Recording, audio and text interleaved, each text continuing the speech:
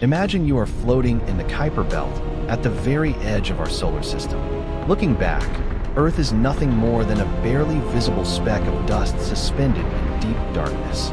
You might feel we've traveled incredibly far, like Voyager 1, flying in solitude for over 40 years. But the brutal reality is this. If the Milky Way were scaled down to the size of the United States, our proudest space probe has merely stepped off the front porch of our house. It hasn't even crossed the street. This suffocating sense of distance is the first prison the universe has built for us.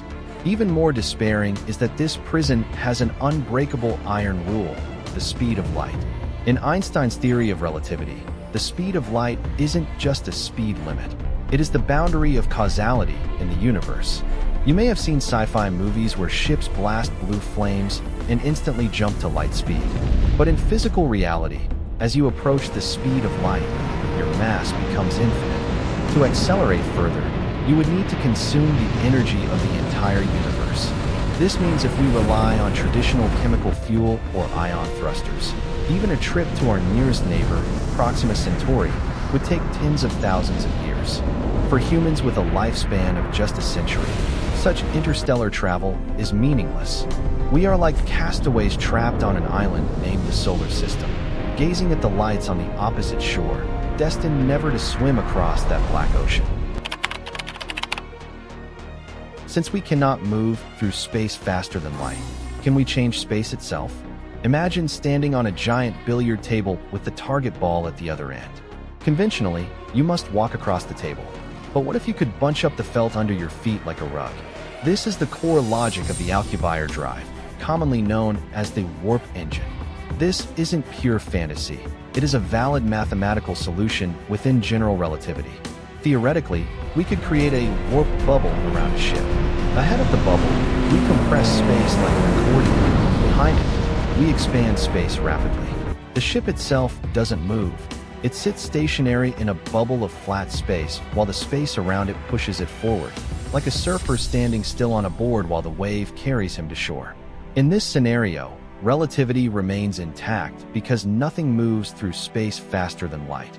It is space itself expanding and contracting faster than light. If achieved, a trip to Proxima Centauri might take just the time to drink a cup of coffee. The starlight outside wouldn't stretch into lines but would gather ahead due to the Doppler effect, turning into a blinding, deadly glow of blue-violet light. However, the universe offers no free lunch. To create this space-distorting, warp bubble, we need something that makes even physicists shudder: negative energy. Note that this isn't emotional negativity, but exotic matter with negative mass. In our common sense, gravity attracts. The more matter, the stronger the pull. But gravity generated by negative energy is repulsive, and it is this repulsion that pushes open the space behind the ship. How much do we need? Early calculations suggested we need more energy than exists in the observable universe. Later models reduced this to the mass of Jupiter, but that remains an astronomical figure. Worse still, we've only observed faint signs of negative energy at the quantum scale in the Casimir effect. Collecting and maintaining a Jupiter-sized mass of it is as difficult as asking an ant to move the Himalayas. Furthermore, warp travel has a fatal side effect. As the ship travels, the compressed space ahead traps and accumulates high-energy particles. The moment the ship stops, this accumulated energy releases instantly, like a Death Star laser, incinerating the entire destination star system. We set out to explore a new home, only to arrive as the Grim Reaper of worlds. If forcing space to bend is too hard, what about a shortcut? Enter the wormhole, or the Einstein-Rosen bridge.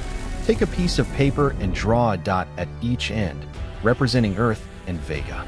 On a 2D plane, a straight line is the shortest path. But if you fold the paper to make the dots touch and punch a hole through, you create a 3D tunnel instantly connecting two distant points in space-time. Visually, a wormhole isn't a hole but a sphere, reflecting the galaxy on the other side from every angle. Sounds perfect, right? But reality strikes again. Theoretical physicists found that wormholes are inherently unstable. They are like fleeting bubbles that collapse and pinch off within Planck time. Any matter attempting to cross, even a single photon, triggers gravitational disturbances that shut the door instantly. To keep a wormhole open, we again need that exotic negative energy to act as a scaffold. And we don't even know if the tunnel leads to the other side of the universe, a completely unknown parallel universe, or the singularity of a black hole from which not even light can escape. When we discuss FTL, faster than light, travel, there is a terrifying consequence most ignored. Moving faster than light often means traveling through time. In the space-time diagrams of special relativity, if you move faster than light, you can theoretically return to the past. This leads to the famous grandfather paradox. Suppose you fly back in time and stop your grandfather from meeting your grandmother. Then you would never be born, so no one could build the ship to go back. This is a logical infinite loop. Above the universe strictly forbids. It's the only way. Stephen Hawking proposed the chronology protection conjecture, suggesting the universe has a basic mechanism to prevent closed timeline curves. Perhaps whenever we try to activate a warp drive or open a wormhole, quantum fluctuations will destroy the machine, or the ship will fail inexplicably. It's as if the universe has installed a firewall to maintain its logical consistency. We are locked not just in space, but in the one-way flow of time. Any civilization attempting to break this rule might be erased by the laws of physics themselves the moment they touch the forbidden fruit. Faced with energy scarcity, missing materials, and causal blockades, our generation, and perhaps hundreds to come, may never witness interstellar travel. This sounds like a depressing conclusion. Current aerospace technology remains in the Stone Age of chemical rockets. We are primitives trapped on the island of Earth, watching the bustling lights of a distant continent, relying on dugout canoes. But the beauty of science is finding cracks in the wall of despair. While macroscopic wormholes seem unreachable, scientists are simulating quantum wormhole teleportation in quantum computers. While negative mass is elusive, dark energy proves that anti-gravity effects exist on a cosmic scale. Perhaps our current predicament exists simply because a key piece of our physics puzzle is missing, just as people in the 19th century couldn't imagine nuclear energy. Maybe the day gravity and quantum mechanics are unified, the key to the stars will drop right in front of us. Every particle collision in a collider, every ancient beam of light captured by a telescope, is us casting the mold for that key. Finally, let's pull our perspective back to reality. You are sitting in front of a screen, in a familiar room, perhaps with traffic outside. It all looks so mundane. But don't forget, every atom in your body comes from the dust of stars that exploded billions of years ago. From a physics perspective, we are already interstellar travelers, just reassembled after a long journey. The pain of being unable to cross the stars comes from having a consciousness with faster-than-light ambition, trapped in a body bound by low-speed chemical reactions. Yet, this tension defines the dignity of our species. We may never leave the solar system. Humanity may eventually perish on Earth, but that doesn't make our upward gaze meaningless. It took the universe 13.8 billion years to evolve a pair of eyes to examine itself, and that is us. Even trapped in a nutshell, we count ourselves kings of infinite space.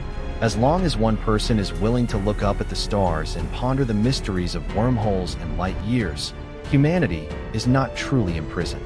Stay curious, stay in awe, for exploration itself is the ultimate proof of our existence.